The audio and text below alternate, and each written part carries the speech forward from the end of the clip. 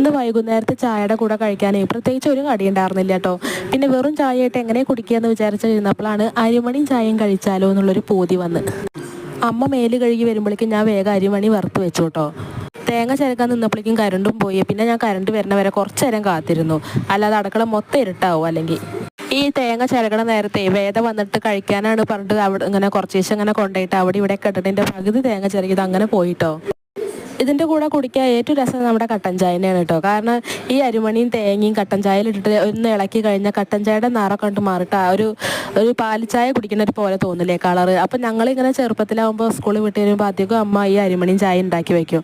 അപ്പോൾ ഞങ്ങൾക്ക് എന്തൊരു സന്തോഷമാവും എന്നറിയോ. അത് കിട്ടിയ ഞങ്ങൾക്ക് വല്ല ബിരിയാണി കിട്ടിയ സന്തോഷമാവും അന്ന് ചെറുപ്പത്തിലിട്ടോ. ഞങ്ങൾ 4ലും 5ലൊക്കെ പഠിക്കുന്ന സമയത്ത്. എന്നിട്ട് ഞങ്ങളിങ്ങനെ കുടിക്കുന്നതിൻ്റെ ഇടയിൽ പറയും, കണ്ടോ ഞങ്ങളുടെ ചായ കളറ് മാറി പാൽച്ചായ ആയിട്ടുണ്ട് പറഞ്ഞിട്ട് ഇങ്ങനെ കാണിച്ചു കൊടുക്കും കേട്ടോ. ഇപ്പം ഇങ്ങനെ ഇത് ഇരുന്ന് കുടിക്കുമ്പോൾ ഒരു നൊസ്റ്റാൾജിക് ഫീൽ.